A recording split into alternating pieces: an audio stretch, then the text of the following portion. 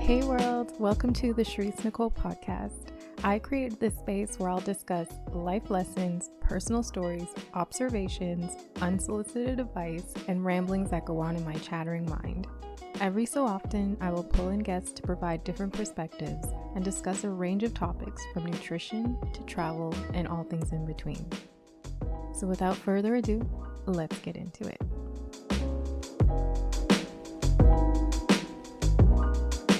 So today I'm actually joined by my friend who's a chef. His name is Eugene. I've learned so much about food from him because he's a chef, obviously.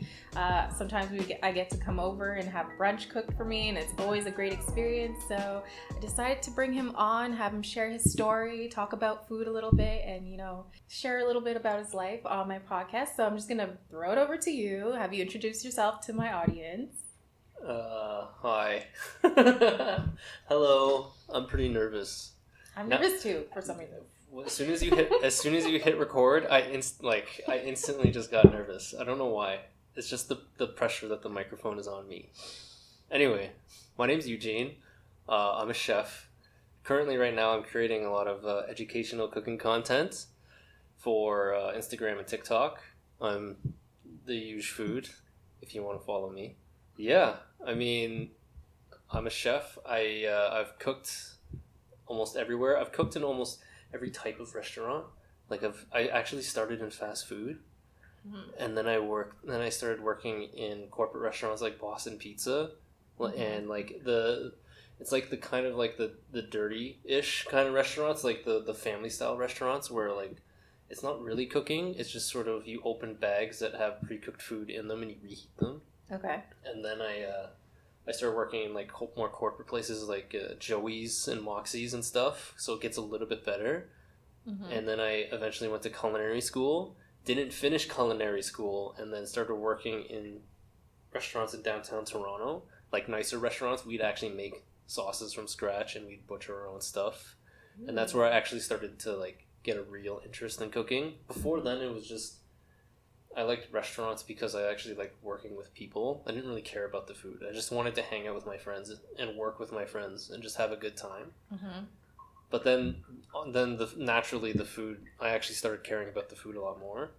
And then I got better jobs. I learned how to make pasta and sauces from scratch. And I eventually worked for David Chang at Momofuku in Toronto. He was like one of the first Michelin star chefs that I worked for.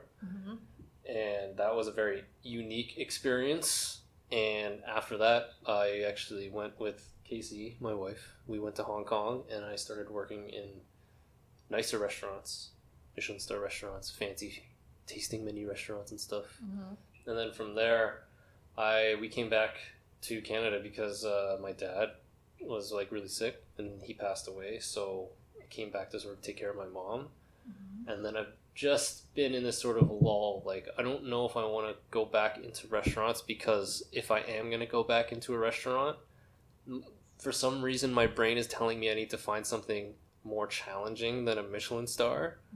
So then I tried to like do my own thing. So I started catering, I started doing food events, and now I'm doing something completely left field and trying to create video content, educational cooking content for the internet.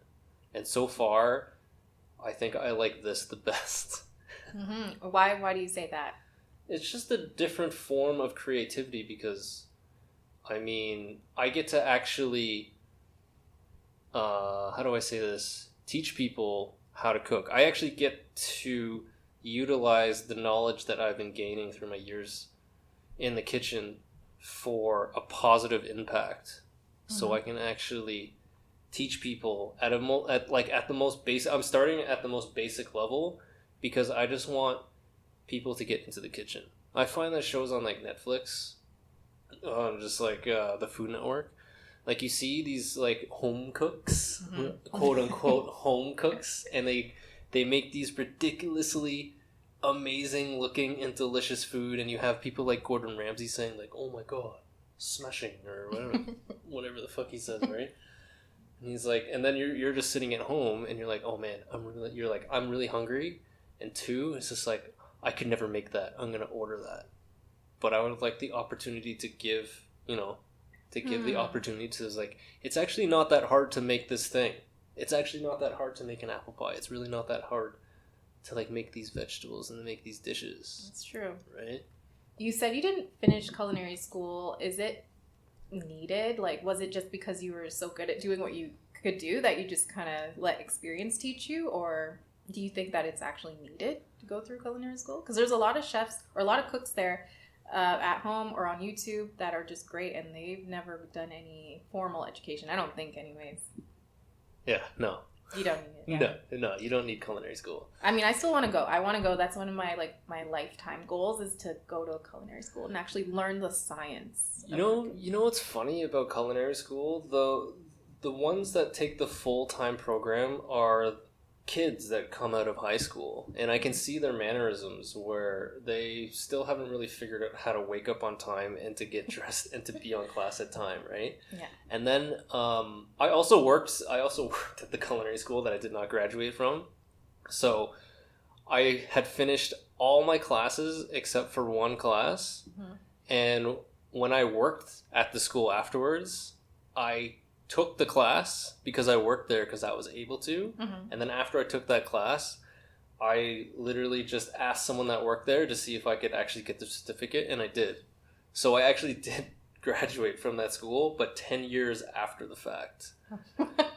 Interesting. It's a very weird story. But to answer your question, culinary school does teach you the terminology, and there's 2 classes on food theory, so the science behind stuff, but they cover like everything. They cover like literally everything. It's not like you go in there, it's like, okay, I want to know specifically about this candida diet and veganism, and I want to know about the science behind all of these things. Mm-hmm. It's not like that. You might get like 5 or 10 minutes per class to ask a question, but then everybody else has questions too. Right. So culinary is a good start. I actually found that, so the school has daytime classes, which is kindly more so for the kids that take the full-time program. And then at night, they have nighttime classes, mm-hmm. where you can take one bread class or one pastry class or one Italian class. And I find that the people that take those classes are the ones that really want to learn how to cook. They have a 9 to 5, which is why the classes are held at nighttime. Mm-hmm. And I find that these cooks, the moms and the dads and the people that just want to fuck around with food, they're actually more talented than the students during the day.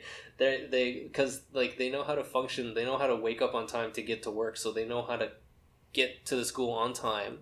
Okay. They already have all of their equipment because they're already organized in their real life, mm-hmm. right? So culinary school, no, you have all the information you need to learn how to cook things in Google, and like you can use YouTube.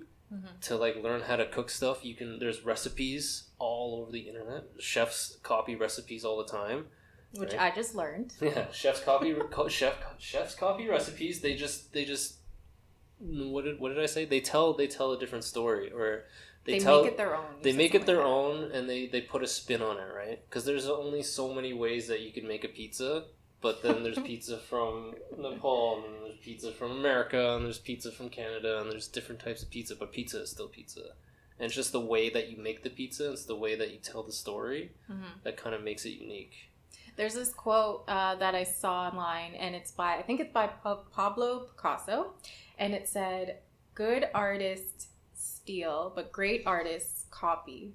Or I may have gotten that reversed. I don't know. Something to that sort.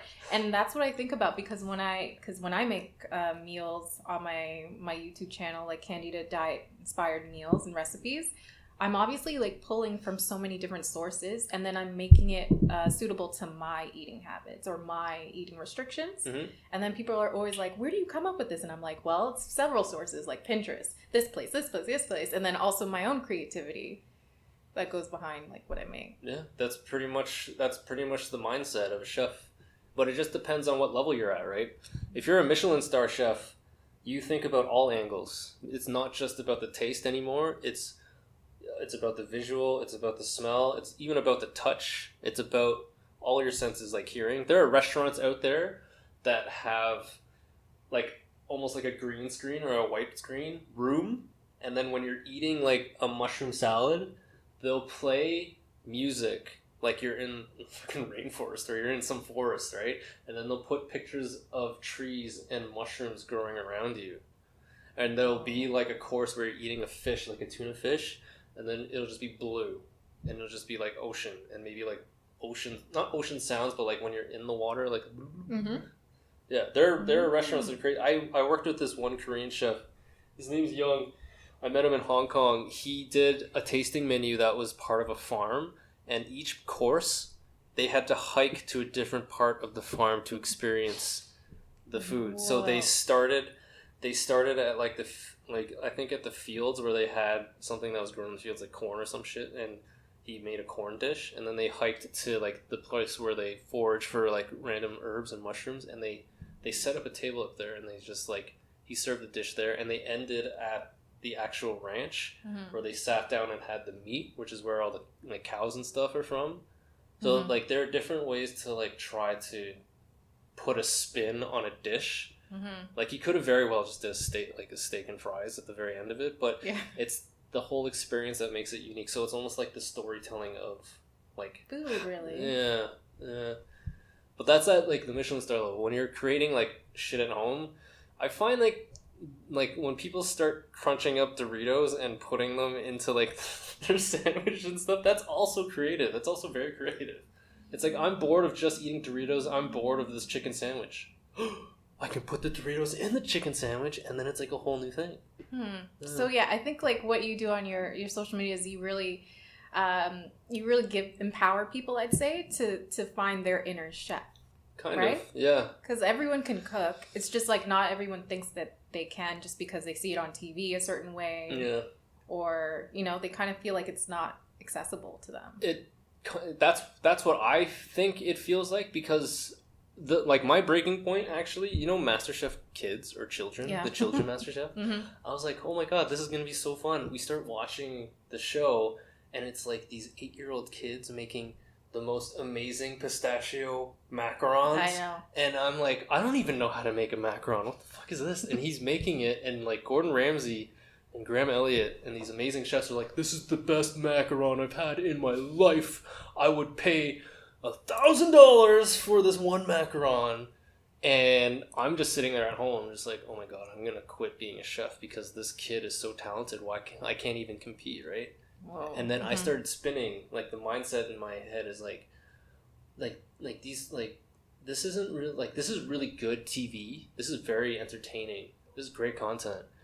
But like, deep down, me being like a chef in the food industry, I'm like, this kid, like, I have so many questions. Like, how do you know how to make this macaron? How much time off screen did you have to practice this before you actually went onto the stage? How many books were you allowed to read beforehand?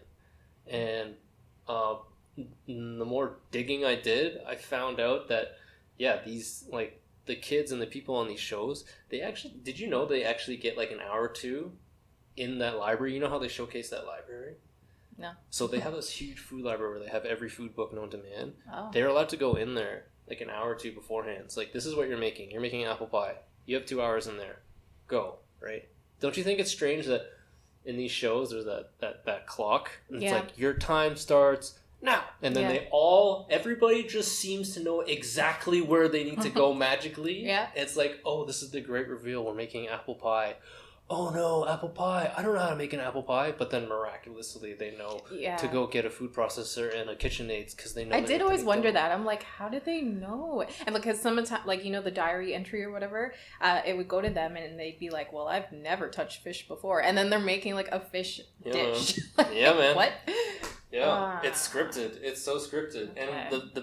And the best content that comes out of it is the ones that are either incredibly amazing or the ones that are just a disaster, right?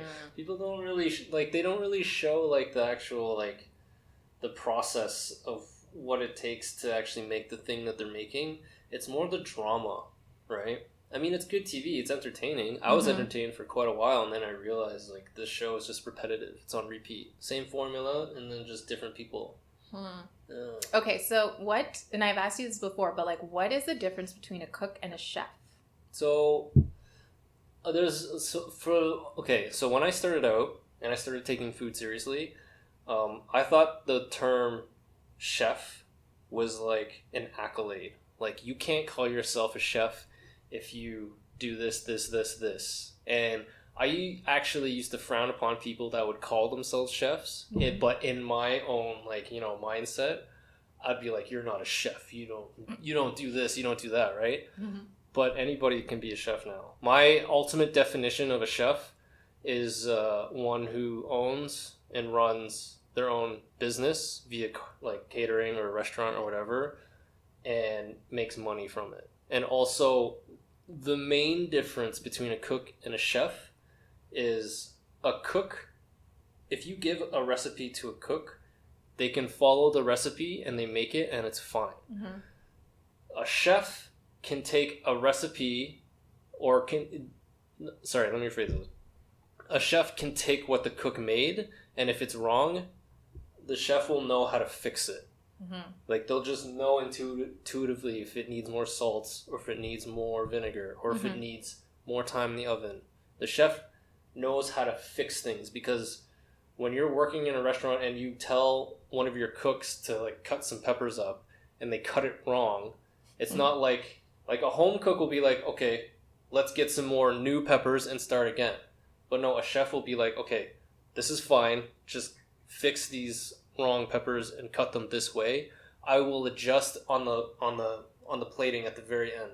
So the plate that I had envisioned, instead of it being strips, now I have to change it to dices, and it'll just be different on the end plate.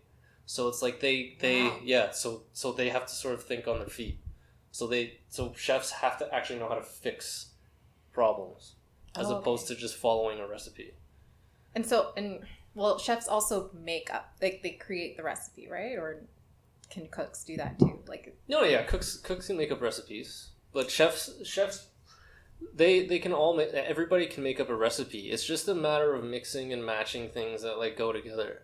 So it's like chicken and potatoes will always go together. Tomatoes, mozzarella, basil will always go together. It's just a matter of how you present it, right?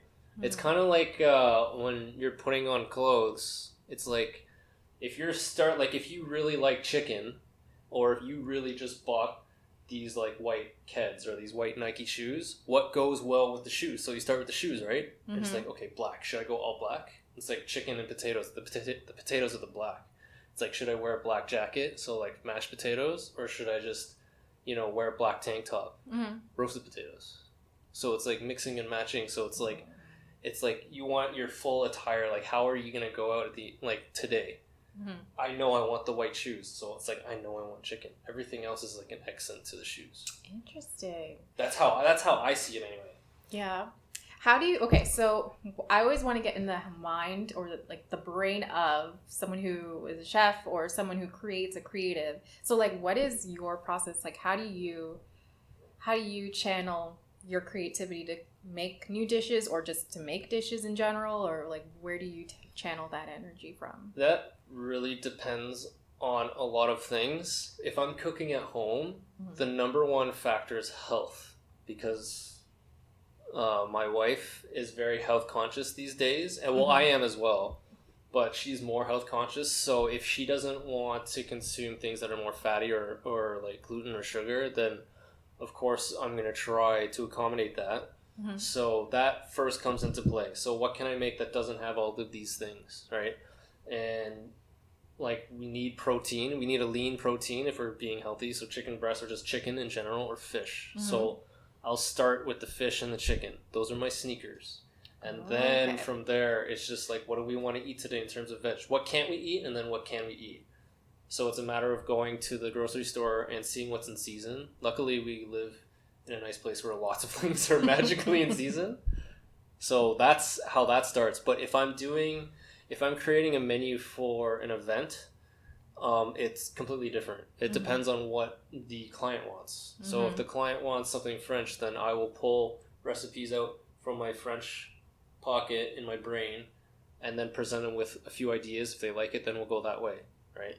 If they want Italian, like if they want a ravioli, then it's like, okay, so you want pasta, you want ravioli. What kind of flavors do you want there? It's like, I don't know. It's like, okay, well, we can go straight Italian, or we can go French, or we can put whatever we want in the ravioli. and you just sort of negotiate from there, right? Yeah. So it's like a lot of like, you have to get into the mind of your customer. Well, it's like at the end of the day, cooking is all about customer service. It's all about what your customer wants. That's true. Right. Sometimes they don't know what they want. You just have to present them with ideas, and see what they like. Right. Yeah. No, you've done that to me, for me too. Like when we made a YouTube video, Eugene and I, and you were just like, you can't eat this. Okay, what can you eat? And then you kind of like made the meal plan from there. Yeah. Sometimes it's best to start off with things that you can't eat.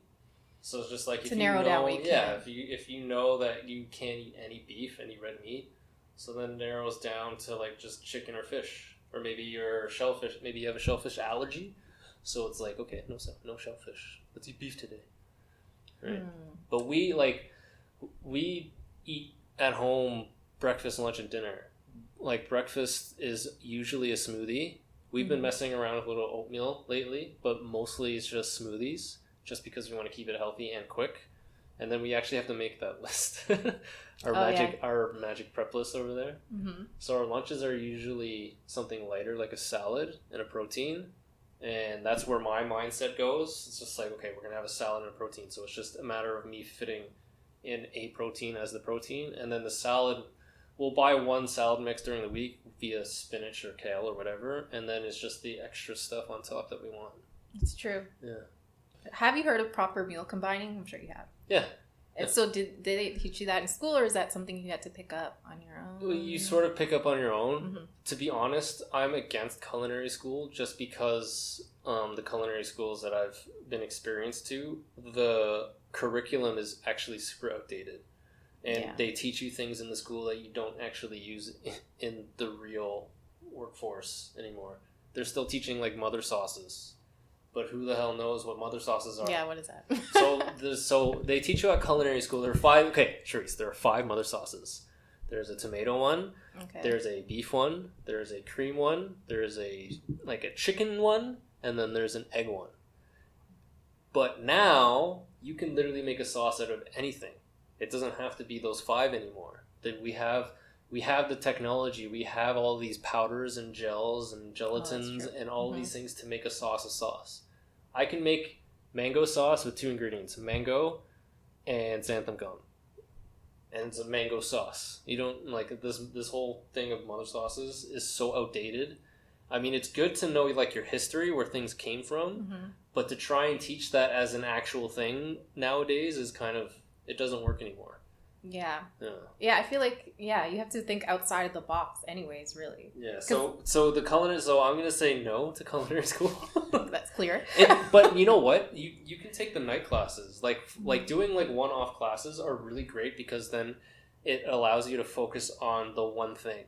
Like when you go to culinary school, you have to learn everything. There's like a knife skills class, a butchery class, a theory class, how to do all your finances. And there's just like a bunch of classes that you don't actually really need.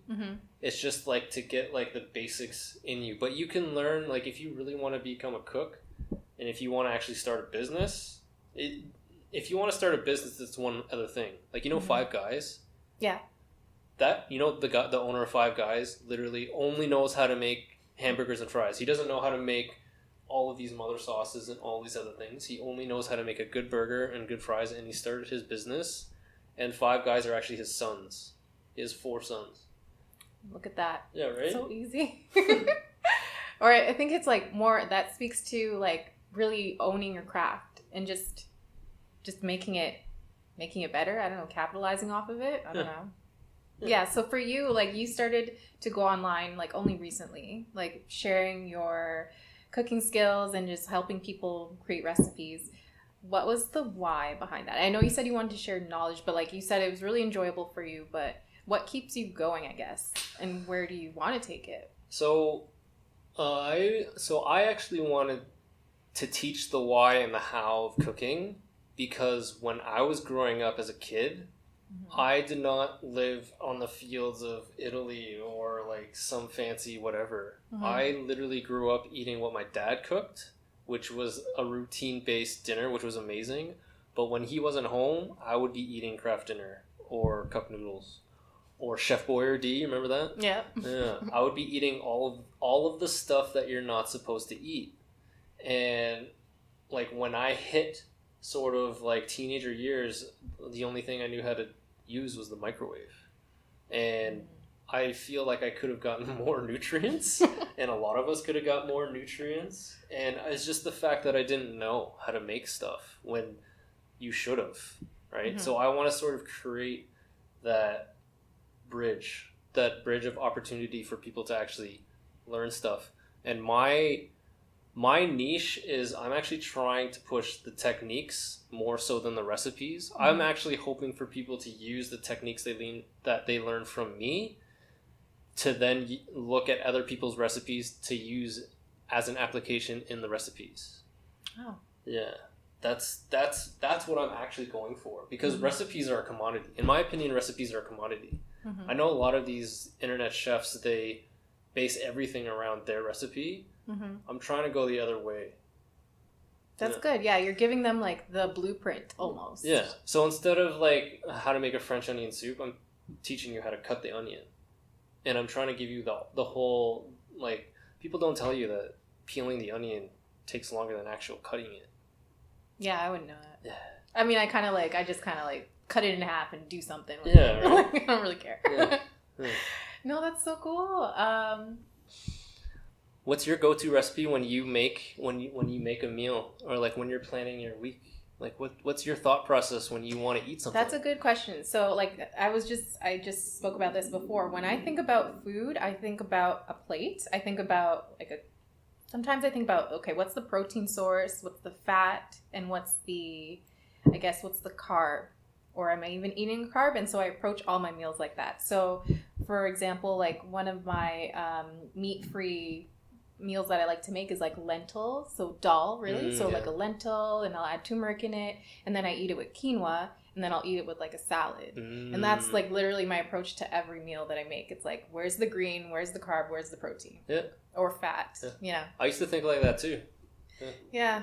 It's like green, protein, carb, the three, like the trifecta, right? Mm-hmm. But then if you can sort of break away from that trifecta, then things get a little bit hard. They can get a little bit harder, but also a little bit more interesting. So you could do double green, no carb, with a protein, so then super healthy, right? I know.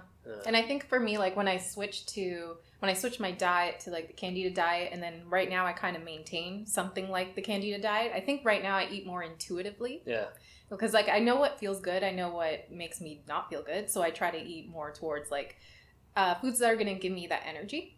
So when I changed my diet, I had to look at, what other foods I can play around with and eat. So sometimes I found myself doing like double veggie and like another vegetable. Yeah. But then sometimes it wouldn't make me full, and then I'd have to figure it out from there. It's like there's a lot of playing around, trial and error that goes into the way I eat. Yeah. That's all of us, I think. That's all of us. Like in professional kitchens, it takes a while to for the chef to come up with a new dish. Like at some of the restaurants in Hong Kong, the Michelin star, it would take weeks and months, and this would be tinkering every day. Wow. So there would be like you'd have your like set menu, and then if you want to introduce a new dish, you can either let one of your cooks do it, which is very common because it's a lot easier to like micromanage, right? Mm-hmm. Or you get like this new locally sourced buffalo, and now you want to fuck with buffalo. So it's like, okay, how can I showcase the flavor of buffalo in its most magnificent flavor? Should I just make it a steak, or should I make it tartare, which is raw, or should I like braise it, cook it all the way down? There's like so many options, right? There's so many ways. So do you do a lot of do you make a lot of meat-free meals, or is that your special? Like, do you notice a difference? Like, what is the difference between cooking meat-free versus cooking with meats? Like, is there more creativity involved? Like, do you have to exercise more muscles with that? Well, for me, I'm a griller. So, like, most of the restaurants that I worked at, my favorite station of work was in front of a grill. So grilling meat is very natural for me.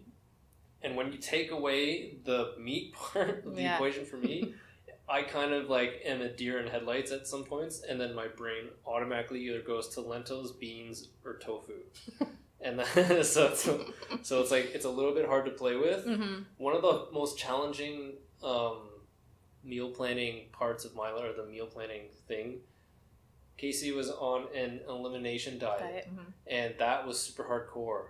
No sugar, no milk, no dairy, no red peppers, no coffee, no fucking anything. It was crazy. Yeah. So then I ended up like having to like make these super ridiculously simple meals, but it was really hard. Really, really hard. And she did that for a whole month, and then we had to introduce foods very, very slowly. Mm-hmm. And at the time, I was really upset about it because I was like bitching and complaining, like, this is way too hard, and I can't really think of like any ideas to come up with. But then by the end of it, like her gut and her stomach actually healed, and like she actually started feeling better. Yeah. And then like through like my own like, oh, I feel really uncomfortable doing this because I can't make anything delicious in my mind, I didn't even realize the fact that her body was healing the way that it should. So then I started taking like these diets a lot more serious, as everybody else should. Sometimes you need to like learn through like someone else's experience or like what you've experienced. Yeah, it's very interesting. It is. So food is so powerful to me, but also food is so like it brings people together. So how do you feel as a chef being able to bring people together through the food that you make? Like how does that make you feel? It makes me feel good. Right? Because like the most of my memories of food is like the whole family eating around the table, and for most families it's like that's what are the memories of you being with your family together. Most of the time it's going to be around the dinner table. Around food. Mm-hmm. Yeah. And like some of my best memories of my like family have either been at our own kitchen table or even like at a restaurant or wherever. Mm-hmm. And even family gatherings, like you always remember your Christmas dinners, like Thanksgivings and your Canada Days, if you do dinners on Canada Days, but you always remember the big family gatherings, and those gatherings are things around food. Mm-hmm. So I think that it's very important. It is. Yeah. In the food industry, I don't know if you knew this, in the food industry, the busiest day of the year, can you guess the busiest day of the year? Christmas? No. New Year's? No. Okay, one more guess. What other holidays are there? It's not really a holiday, but it's like a very special day for a member of the family. Mother's Day. Yeah. Yes. Mother's Day is the busiest day. In all restaurants, it's the busiest day. Interesting. Yeah, because everybody cares about their mom. Yeah, they want to feed mom. Yeah, that's so true. Forget Father's Day. It's like, who cares about that, right? That's so true. Yeah, Mother's Day. Busier than New Year's, Christmas, Thanksgiving. It's always Mother's Day. Wow. Yeah, that's why we always try to book that off. So another note on like bringing people together, I notice, or what I've determined is food tastes better when it's being cooked by someone who actually enjoys cooking.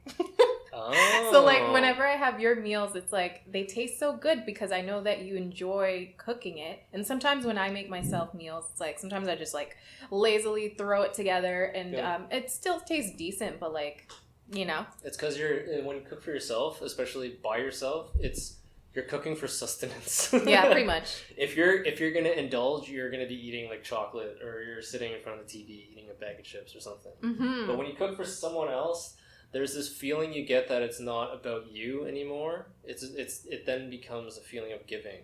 That's so true. Because when I cook for people, it's like, no, I'm taking extra time, making sure this tastes good. Yeah. I especially love potlucks because I take my time on my lasagna. That's what I usually make for potlucks. I love potlucks because it's a good way for you not to do all the work, but also there's this underlying like competition, like I'm gonna make the best dish and bring it. Everyone's gonna be like, holy shit, this tastes amazing! Wow. So yeah, another thing that I like about your content is that you really bring in your personality to it, and like that sometimes is what keeps people or brings people back. It's like how it's being portrayed. So yeah, is that very like natural for you? Like how do you... No. No, it's actually, it's funny you say that because I'm trying to like push really hard on TikTok and Instagram, and I actually find that I'm not putting myself, like not enough personality into it. because when I started on TikTok, I sort of got this influx. It was actually kind of lucky how it sort of happened. I just started posting stuff on TikTok, and then some of them hit and became viral. And then after that, I sort of got this rush in my head. It's like, oh no, I need to create more of this content. But the pieces that went viral didn't really have much of my personality into it. Yeah. So then I was like, and then I find myself at this sort of standstill. Like a lot of my posts weren't hitting at all, and then I sort of got a little sad. And then I realized that like it's not really about me. It's about like the value of the content. Am I making people laugh? Am I giving them real information on how to cook stuff? So it's sort of like a fine balance of like what's in it for you, and if it is in it, if it's for you, then it has to be for you. But if you trying to actually teach people how to cook, then it has to be about the people. That's true. Yeah. So I've been trying to experiment with putting more of myself into it. It's really hard, honestly. Like there's a lot of insecurities that come along with that, but I've been trying really hard to like try to reveal like more pieces of me. And like what exactly? Like what do you think has to be in? I don't know, just like your thought process. Like you have to be genuine. Like people can spot a fake, and it's more so like just think about all the people that you follow on Instagram and all the people that you really really like on Instagram.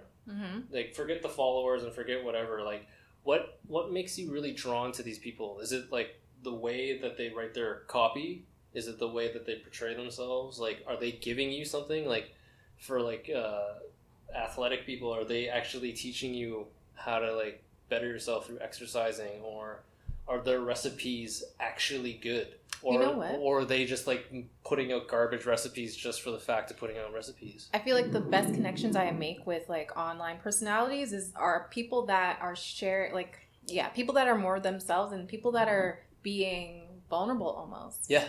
Yeah. Yeah. And that's so hard. It is hard. It's so hard to be vulnerable. Hello, my podcast, Vulnerable.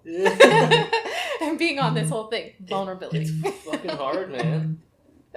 It's like it's like all of these things that you've been like your whole life you've been putting up all these shields and all these walls to like make yourself not look weak. Yeah. But now I'm like realizing like the more walls that you take down, the more people can relate to you. Be like, oh, and resonate with you. Yeah. You know, there's a lot of insecurities with chefs and cooks. Like I used to feel like whenever I had to make staff meal for cooks, that's when I got the most stressed out and the most insecure, because you're not just cooking for people that are paying for the food. You're cooking for all your staff that know how to cook the food, and they all have their own taste buds, right? And like there's a lot of insecurities when it comes to cooking food for another chef. You get really nervous, and it's just like a whole thing that nobody ever talks about. How do you overcome it, or how do you think you do it? Do you just have to not care that much. It's really hard. In theory, it sounds really easy. Well, I'm just not going to give a shit about this chicken I'm going to cook for this 3-star Michelin chef. No, it doesn't work that way. Like you make the food very nervously, you plate it very nervously, you present it, and then you go to the back and you're like, enjoy your meal, put down the plate. And then you walk away and you go to the back and you're like, fuck. Wow, no, I wouldn't think that you were concealing parts of yourself, because it just seems like there's so much of your personality on your videos, because you're like naturally very humorous, and I see that like even in the video we made. So I'm surprised. Yeah, there's lots of hidden insecurities. Interesting. I'm trying to like not be so insecure anymore. It's hard. It's hard, man. That's why I was like, that was one of the things that pushed me to do this, because it was like, I just want to talk about just what I think, thoughts that I think and stuff. And like so many people have been like, hey, I resonate with that so much, or we think alike this much. Or one of my friends said that for me, putting myself out there was very courageous to her, and it empowers her, or it makes her feel like she can also do the same. And I'm like, that's so interesting, because I get inspiration from people that do that for themselves. And then it's the best. Like, you know what's the funniest is chefs, like, or people that call themselves, like, super professional cooks actually have a hard time posting stuff that they cook because they're already, like, prejudging themselves based on what other chefs are going to say. It's like, oh, you didn't do that right. Oh, that's not cooked properly. But the home cooks, like, the people that don't have any professional background and they just put themselves out there and then they just put it out, and then it's not even like, yeah, the chefs will, like, judge their food, but then they have this sort of they check the box, like, this person's not a professional cook, so whatever they make is already above sort of subpar standard. But if you have that title of chef, then you already have, like, this bar that you need to hit, and anything below that bar is garbage. But if you're a home cook, the bar is lowered, and then like, a real chef would be like, oh, okay, it's not cooked properly, but it's okay because they're a home chef. Yeah. But these home chefs, they give hope to all these people that don't know how to cook. It's like, oh, this person's not even a chef and they made this thing, so I'm going to try it because it's more approachable. It's more like, oh, if this person can do it, then I can too. But if you see, like, I don't know, Usain Bolt, run, it's like, okay, I'm not going to run next to Usain. I'm not going to try what Usain Bolt did. That's impossible. Yeah. Yeah, that's interesting. Yeah, it's like this. It's funny when, like, there's a point where I thought I was, like, the superstar chef in some of the places I was working at, and I thought I was the guy that all the underlings or whatever would come. I thought they would come to me to answer all their questions, but in reality, that was like a really big weakness, and I learned a lot from other people's mistakes, and some of the creativity that comes from someone with zero experience is like, oh my god, genius, like, why didn't I think of that? But it's because they're so curious that they don't already have all these, like, preconceived, rules. Yeah, like, they don't have all in these their like these already set in stone things that is just like, oh my god, genius. It's like they come from a blank slate. Yeah. And so they're able to perform better. Yeah. I think, yeah, that's so interesting because, like, that affects other people in many different areas of life. Like, when I started my podcast, it was like, oh, I know there's so many others that are great. And it's like, am I even that great at talking to people or interviewing people? Like, I think you're fantastic. I think you're amazing. Yeah. So it's like, I learned a new skill, a hidden skill that I didn't even know. So it's like... And your voice is so calming. Thank you. Your voice actually makes it very easy to talk to. Is it calming right now? Because, like, when I project, it's not as chill. It is. It really is. Good. Thank you. Yeah, you're welcome. See? Oh, okay. Well, So, you mentioned earlier that, like, chefs have, like, they tell a story through the way they cook. So I want to know, like, what is the story you tell through your cooking? So I don't actually know, but I know that when chefs want to create a menu for their restaurant, not only will their food tell the story, but how the restaurant looks and feels is also part of that whole story.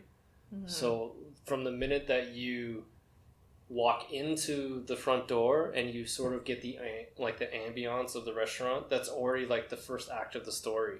Maybe even booking your reservation and training your hostess or your booking person to say things exactly scripted the way they want their customer to experience is even the first act. But the ambiance, how the front of house staff act, how they like move and how they serve the food is all part of, like, the storytelling, and then it comes to the food.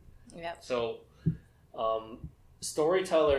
chefs are storytellers when they have a menu, like a 10-course menu, and usually their first restaurant is based around their experience of how they became a chef. So some chefs will go the traditional route. They'll do a few amuse-bouches. I still can't say that right, but it's like first bite-sized courses, and then you move to the apps, and then you move to the vegetable course, fish course, meat course, and then the main entree, which is the star, and then you'll do a couple desserts, like 1 or 2 desserts, and then a petit four, which is like little dessert bite-sized. So so if you look at it on a scale, it, like, goes up and then it goes back down, and also the music plays into it, and then the whole experience, right? So each dish will have different flavors. So let's say an Italian chef grew up with their grandma and then went to New York and then finished off in like Japan. So then the first dish